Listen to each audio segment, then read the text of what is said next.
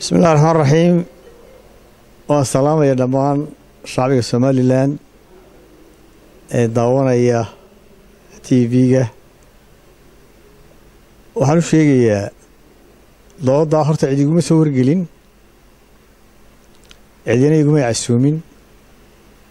la imana sheegin dad baa soo weydiiyay in halka ay ka jirto doodi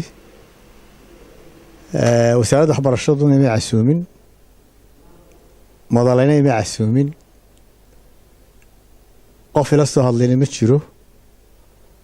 ragga la yiri meesha ka hadlayna way ka cudur daarteen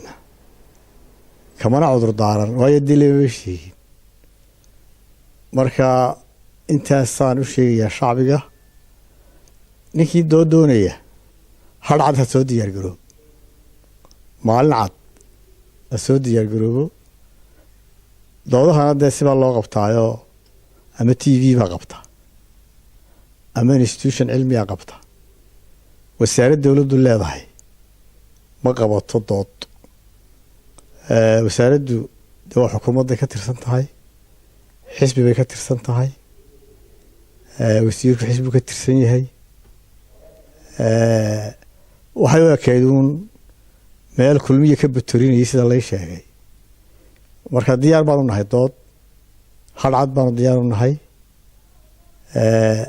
waxaan jecel lahayn cidii dood qabanaysa de waqti ku munaasab inay noo geysiiso